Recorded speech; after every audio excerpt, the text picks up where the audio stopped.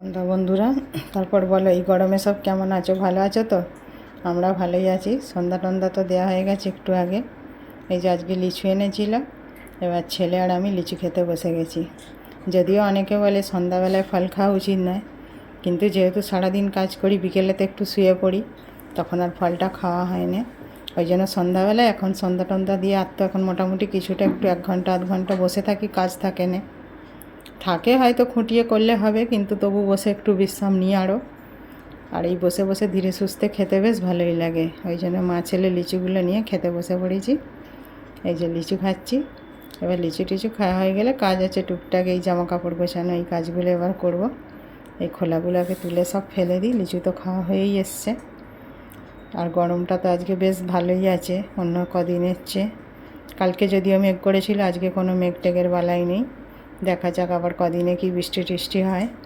এই যে জামা কাপড়গুলো গোছাতে বসে পড়েছি, ছেলে এখানে পড়ছে। এখন সন্ধ্যাবেলাতে ওপর ঘরেই চলে আসি, গরমটা তো অনেক বেশি। ওই জন্য ছেলে এসিটা চালিয়ে পড়ে, নিচে বসে গরমে পুরো ঘেমে গেলে আর পড়বে কী করে, পড়ায় মন বসবে? তো ওই জন্য ও বলে কি ওপরে চলে যাই। আমি বলি তাহলে চল। তো আমি ওই জন্য ওপরে চলে আসি। জামা কাপড়গুলো এমনি ছাদ থেকে তুলে ওপরেই রাখা থাকে, তো আমি ওই জন্য এইখানেই একটু বসে থাকি। আর গরমে আবার নিচে তো একটা পাখাও চালাতে হবে, বসতে গেলে এমনিতে বসতে পারবো না। তো এই জন্য এইখানেই বসে পড়ি, তাতে ঠান্ডাও হলো গাটা, আবার কাজটাও ভালো লাগে করতে বসে বসে। এই ছেলের সাথে একটু কথা বলছি, জামা কাপড়গুলো গুছাচ্ছি। গুছিয়ে এবার একটু বসবো, বসে তারপরে নিচে যাব। এবার রুটি হবে। আর পুজোর বাসন টাসন তো যেমন ধুয়েই রাখবো, রোজকার রুটিন মাফিক ওই কাজগুলো থাকে, করব। জামা কাপড়গুলো গুছিয়ে এবার যে যার জায়গায় জায়গায় আর কি রেখে দেবো।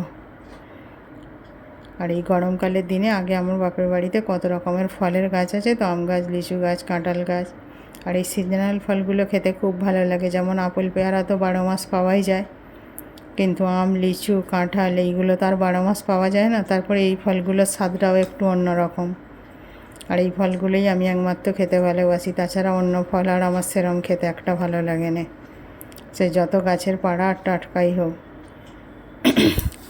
এই যে সব নিচে চলে এসেছি, জামা কাপড় তো গোছানো অনেকক্ষণ হয়ে গেছে। এবার প্রায় 8:45 বাজে।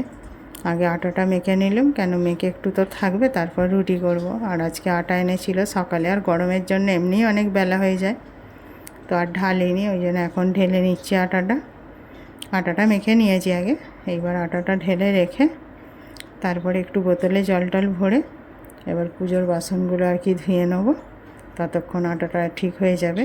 এইবার এই যে রুটি করতে চলে এসেছি, রুটিগুলো করছি। এই যে তাড়াতাড়ি করেই করে ফেলবে। এখন তো রুটি করতে শিখে গেছি মানে অনেকগুলো বছর করছি। আগে তো একদম রুটি করতে, আটা মাখতে কিছুই পারতাম না। আর বিশেষ করে রুটি বেলাটা তো আরও কষ্টের কাজ। তো রুটি ভালো করে এখন করতে শিখে গেছি অনেক বছর। তবে কি এখনও কাঠে রুটি করতে শিখি না। আমার মা তো কাঠে আগে রান্না করতো, এখন যদিও গ্যাস আছে, কিন্তু হচ্ছে কি গ্যাসে অন্য এই কাঠের মধ্যে একটু আধটু অন্যান্য রান্না করতে পারতুম। তারপর তো এখন শিখে গেছি, কাঠ জেলে রান্না করতে পারি। কিন্তু কি এই রুটিটা একদমই কাঠে আমি করতে পারিনি। কাঠে এক তো কালি পড়ে যায় প্রথম কথা, তারপর ওই উনুনে নিচু করে সেঁকতে গিয়ে একবার দুবার ওই রকম হয়েছিল। মায়ের কাছে গিয়ে যখন ছিল, মা সেঁকে, আমি বলি কই দেখি আমি একটা পারি নাকি। তো মা দেখাচ্ছে এরম করে ধর। মা তো ওই সেঁকা দিয়ে সেঁকে, কিন্তু দেখি রুটি আমার উনুনের আগুনে পড়ে রুটি পুড়ে গেছে, এই আর কি।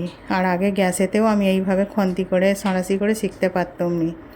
আগে তখন ওই রুটি শেখার যে পাওয়া যায় না শিকগুলো, ওর মধ্যে দিয়েই শিখতাম। কিন্তু এখন দেখি, তখন দেখতুম আর অবাক হয়ে যেতুম, মা সবাই কী সুন্দর ওরকম সাঁড়াশি আর খন্তি দিয়ে করছে, আমি কেন পারিনি।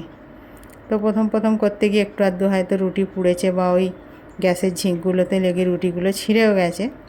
কিন্তু এখন করতে করতে ভালো করে শিখে গেছি। আর রুটিগুলো সব কীরকম ফুলছে তো দেখতেই পাচ্ছেন, লুচির মতো টকটক করে রুটি করা হয়ে গেছে। এই যে মা ছেলে এবার খেয়ে নেবো।